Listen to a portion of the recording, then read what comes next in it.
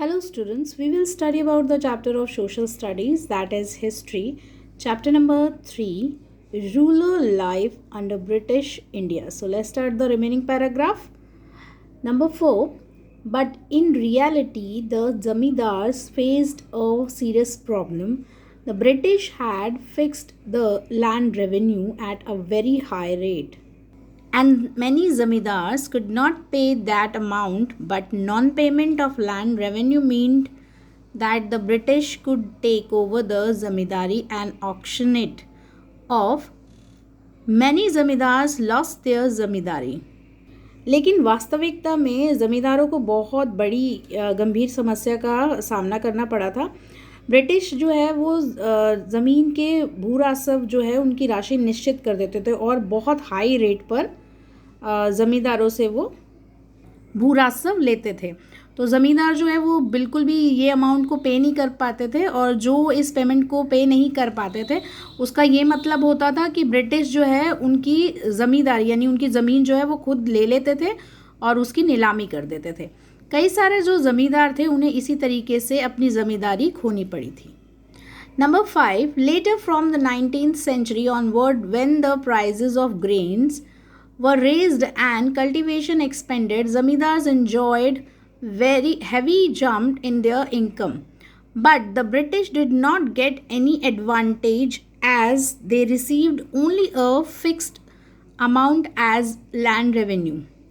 अब बाद में 19वीं शताब्दी में अब जो अनाज हैं उसके जो प्राइस हैं वो बढ़ा दिए गए थे खेती के, और खेती का काफ़ी विस्तार हो रहा था। तो ज़मींदार जो है वो काफ़ी ज़्यादा खुश थे कि उनकी आय में बहुत भारी उछाल आ रहा था। लेकिन जो ज़मीन का जो भू राजस्व है वो निश्चित राशि जिसकी कर दी गई थी उससे ब्रिटिश को कोई भी लाभ नहीं प्राप्त होता था। Number 6, most of the zamindars were not interested in improving the land. Many of them shifted to the cities, renting out the land to the tenants. They were only interested in their income with this rent.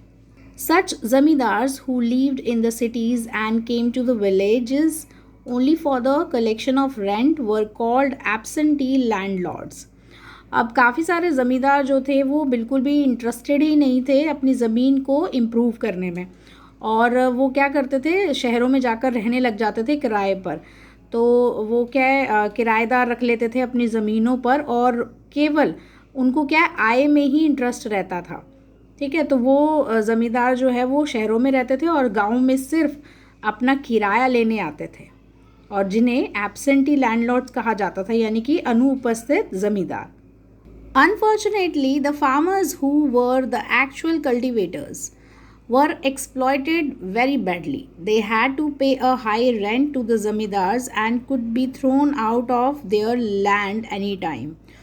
Often to pay the rent they had to take loan from the moneylenders, who exploited them in many ways and sometimes even managed to take over their land.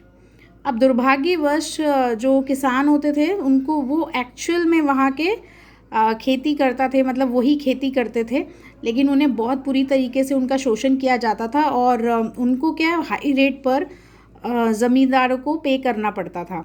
तो अगर वो नहीं पे कर पाते थे समय से तो उनको निकाल कर अपनी ज़मीन से बाहर फेंक दिया जाता था। तो क्या उन्हें, और कई बार तो उन्हें ज़मीन का जो किराया है वो भरना पड़ता था, उसके लिए ज़मींदारों से उन्हें लोन लेना पड़ता था, और जिसके लिए उनका शोषण किया जाता था कई तरीक़ों से। जैसे अगर वो नहीं कुछ कर पाते थे कई बार तो वो क्या करते थे, तो वो जब पे नहीं कर पाते थे तो वो उनकी ज़मीन जो है, मनी लैंडर्स होते थे, वो उनकी ज़मीनों को हथिया लेते थे। नेक्स्ट है रियोटवारी सेटलमेंट्स, यानी कि रैतवारी प्रणाली। This land revenue settlements was introduced by Thomas Munro in southern and western India. This settlement was made directly with the actual cultivators or ryots. The British hoped that this settlement would bring relief to the ryots as they would have a direct relationship with the government and there would be no middlemen. Ryotwari प्रणाली में क्या था, जो ज़मीन का भू राजस्व जो भी सेटलमेंट की जाती थी उससे हमें इंट्रोड्यूस करवाया थॉमस मुनरो ने दक्षिण और पश्चिमी भारत में। अब इसमें सेटलमेंट किया गया कि इसमें क्या है, डायरेक्टली और जो एक्चुअल किसान होते थे तो उन्हीं से डायरेक्टली हम डील करते थे, लेकिन जो ब्रिटिश होते थे वो आशा करते थे कि इस तरीके का सेटलमेंट हो कि उन्हें लाभ मिले। लेकिन इसमें क्या होता है, डायरेक्टली जो रिलेशनशिप होता है वो किसानों का गवर्नमेंट के साथ होता है, कोई भी बीच का आदमी नहीं होता है, यानी कि कोई भी मिडल मैन नहीं होता है उनकी डील के बीच में।